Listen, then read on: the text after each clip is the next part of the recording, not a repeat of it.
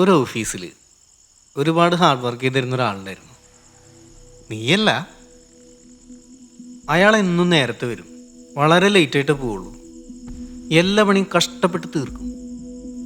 ഓഫീസിലെല്ലാവർക്കും അയാളെ വലിയ കാര്യമായിരുന്നു. അയാളറിയാതെ അവിടെ ഒരു കാര്യം നടക്കില്ല. അങ്ങനെ ഇരിക്കെ ഒരിക്കലും അയാൾക്കൊരു നീണ്ട ലീവ് എടുക്കേണ്ടി വന്നു. ലീവിലായിരുന്ന സമയത്തും അയാൾക്ക് ഓഫീസിലെ കാര്യങ്ങൾ ആലോചിച്ച് ടെൻഷനായിരുന്നു. താനില്ലാതെ എങ്ങനെ ഓഫീസിലെ കാര്യങ്ങൾ നടക്കുന്ന ആലോചിച്ച് അയാൾക്ക് ഉറക്കം വന്നില്ല. അയാളെ കമ്പനീനെ അത്രയ്ക്കേറെ സ്നേഹിച്ചിരുന്നു. അങ്ങനെ ലീവ് തീർന്ന് അയാൾ ഓഫീസിലേക്ക് തിരിച്ചെത്തി. അപ്പം അയാൾ കണ്ടത് എൻ്റെ കസേരയിൽ ഒരു ചെരുപ്പിരിക്കുന്നതാണ്.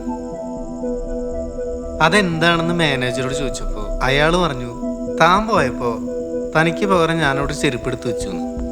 അതായത് ആ കസേരയിൽ അയാളാണെങ്കിലും ആ ചെരുപ്പാണെങ്കിലും അവിടുത്തെ കാര്യങ്ങൾ നടക്കേണ്ട പോലെ നടക്കും.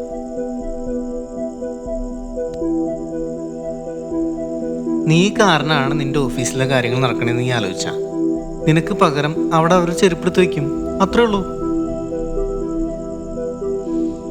ശരി, ഞാൻ റിസൈൻ ചെയ്യുന്നില്ല. നീ ഇങ്ങനെ പ്രഷറാണ് എന്തിനാ? പിന്നെ ഞാൻ എന്താ ചെയ്യാ?